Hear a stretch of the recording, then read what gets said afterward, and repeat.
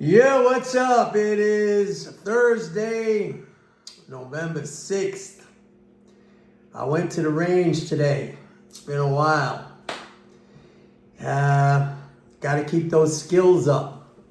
So I belong to an outdoor range and an indoor range. And I like going to the outdoor range because I could bring my rifles and my pistols. The indoor range I only use for my pistols. But today I went to the outdoor range. I got 3 rifles and I got 5 handguns, 5 pistols. And let me show you what I brought today. So I'm not showing the rifles, I'll just tell you I brought, before I even show you this, let me just, today was funny because I have an AR-15, I have an AK-47, and I have a 30-06. And when I bring my 30-06, I'm usually the only one down there with a 30-06 because most guys, if they're bringing, most people down there, at least in the rifle part, they're shooting ARs. But, you know, every once in a while you get a guy with a hunting rifle. It's usually a 308 or a 270. You don't see too many 30-06s. But today, I had one, the guy next to me had one, and the guy next to that guy had one. So that was a rarity to see 3 30-06s like we were all lined up. So that was pretty cool. Anyway, these are my handguns that I brought today. This is a 45 caliber ACP. This is the Smith & Wesson 645. This gun actually was the gun used, if you guys are familiar with the old TV show Miami Vice. This was the gun that Sonny Crockett, the character, Don Johnson's character, he carried this gun in the show. All right, it's a cool gun. I bought it on gunbroker.com. All right, I brought that one. I brought, I brought my good old 357 Magnum. This is a Smith & Wesson 686 with a 6-inch barrel. I love this gun. I took it to Montana with me with 180 grain bare load cartridges. Didn't have to use it, didn't even shoot it, but I brought it with me. Actually, the only reason I brought it with me, because I had bear spray. Everybody carries bear spray in Montana when you're up in Glacier. The only reason I brought it with me because it was the first time I ever traveled with a firearm, and I wanted to see, you know, the procedure, like how does that work? And it was very easy. It was very easy. And finally, I brought the big daddy of them all.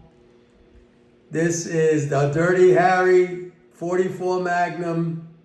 This is the Smith & Wesson model 29-2. It was manufactured in 1978.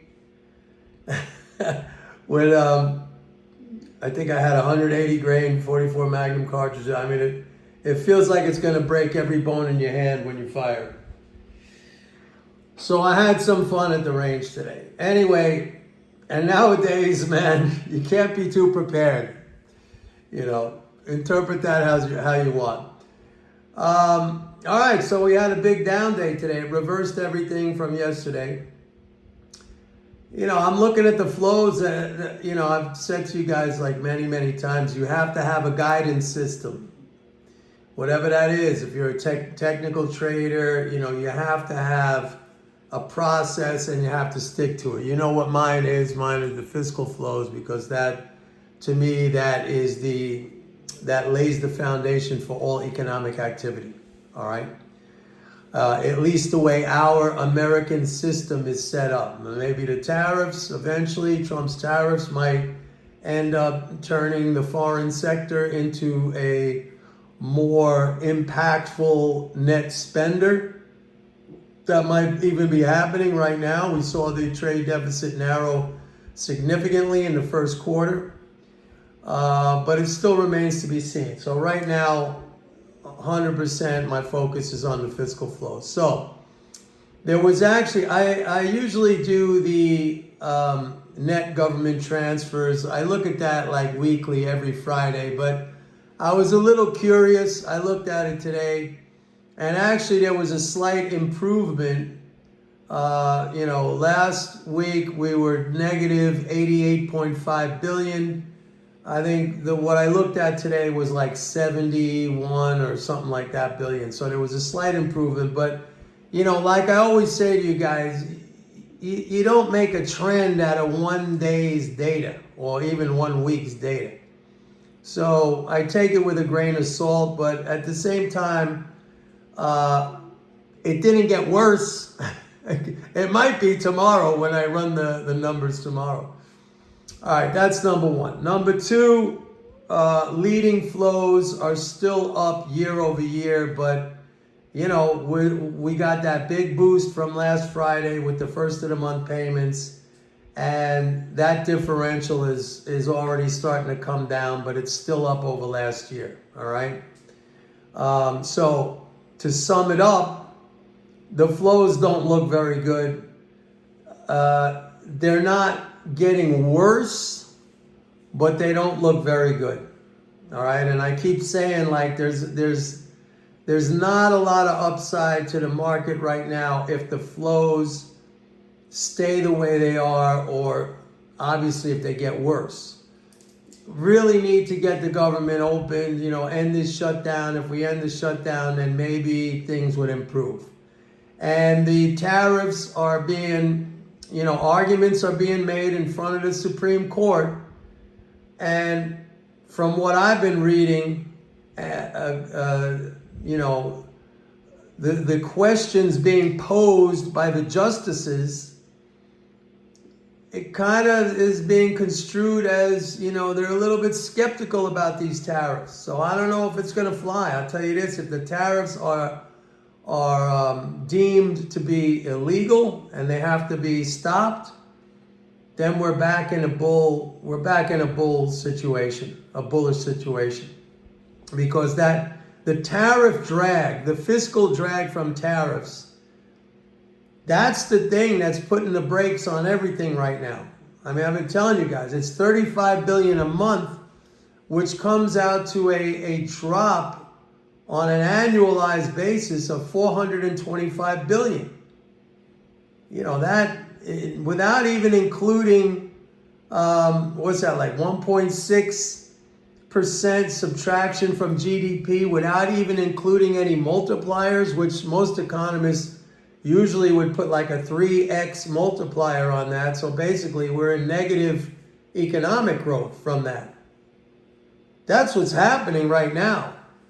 So if the tariffs are, and I gotta laugh because I talked about this yesterday, how you gotta look for contradictions all the time.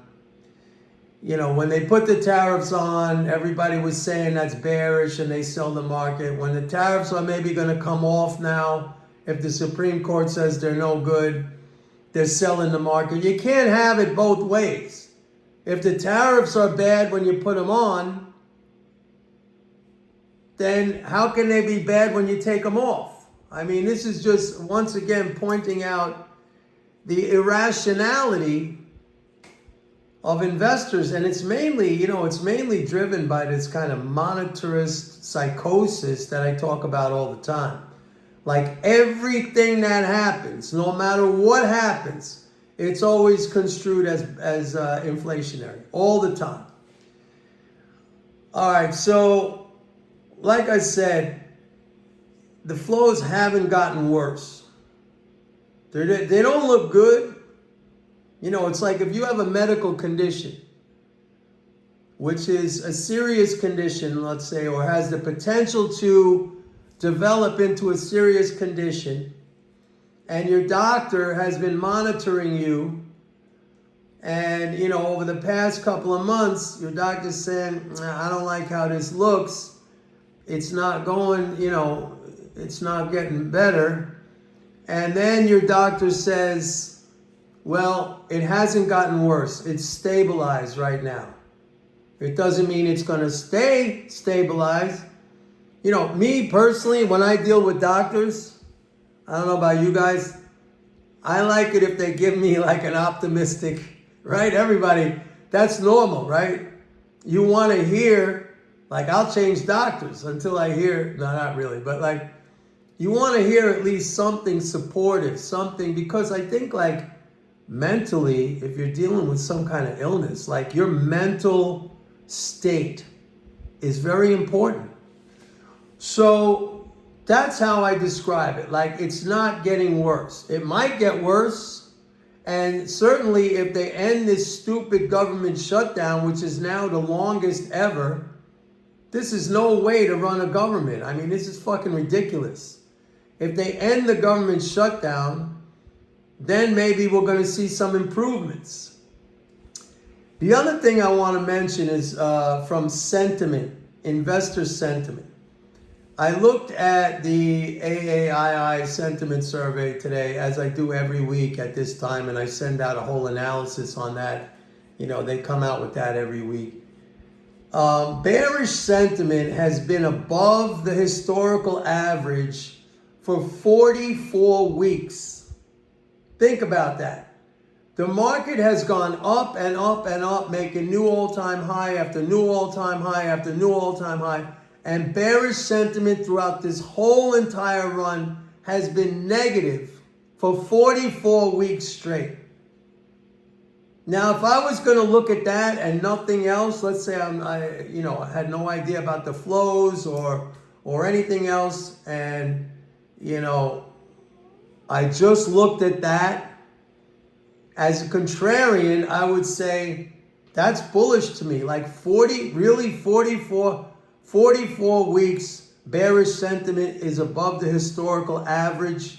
Like, to me, I would think eventually that's going to turn around to the point where it could be 40 weeks above, or bullish sentiment could be 40 weeks above, right? So I want to point that out because I think, yeah, the flows are not looking so good. But at the same time, you have this very interesting investor sentiment picture. So much bearishness.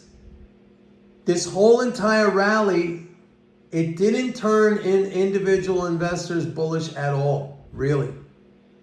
There's still a high level of bearish sentiment. So take that for what it's worth. I operate as a contrarian. Of course, I look at the flows, try to fit that into the perspective, the sentiment. But I just find that to be very unusual, So we'll see.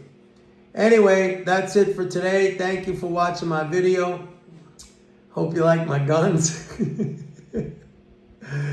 I wasn't able to go to the range because, over the past couple of months, I've been doing some renovation on my house, and I had to be around with the workers here and stuff. So today was the first day in a while that I got to go back there. But, I thought I was going to be a little rusty, but everything was good.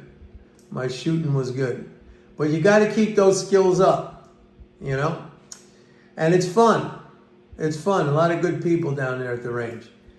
So that's it for today. Thank you for watching. Please like and subscribe. And don't forget, go to my website, pitbulleconomics.com, and sign up for a 30-day free trial to MMT Trader. See you tomorrow. Bye.